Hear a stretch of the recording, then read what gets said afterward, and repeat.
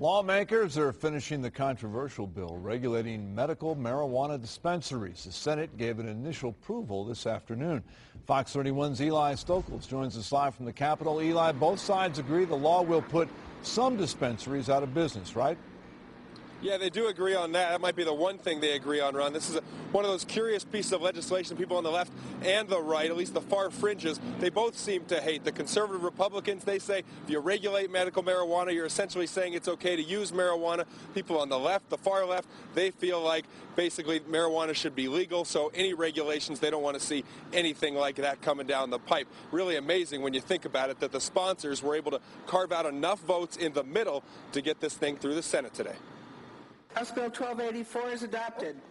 This is the end of medical marijuana being out of control in our community. The Senate is now on the verge of giving final approval to House Bill 1284, which will create an operating framework for medical marijuana centers, making them pay fees, grow most of their own product, and adhere to state guidelines. I think for the truly chronically ill, this is a great bill. For those people who want to use medical marijuana for recreational purposes, this is a bill that's going to end that to the best we can do that. Patient advocates say this will preserve safe, legal access to medical marijuana, but they also find flaws in the bill. The state has created a giant bureaucracy to oversee this, and I think in doing so they may destroy some of the small businesses that are actually helping patients right now. But that's the balance that's been struck. In fact, sponsors want to see fewer dispensaries operating.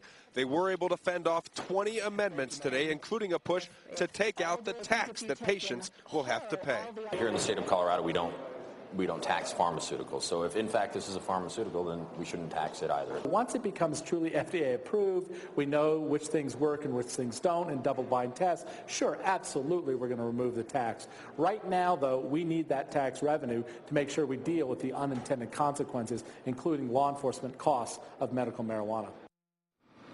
Minority Leader Josh Penry did get one amendment passed and added onto the bill. Basically, that tells the State Department of Health to come up with a tax exemption for chronically ill patients. So they will have to do that. In the meantime, that change could send this bill back to a conference committee and possibly delay its final passage. But, Ron, for the most part, this thing is all but done. All right, Eli.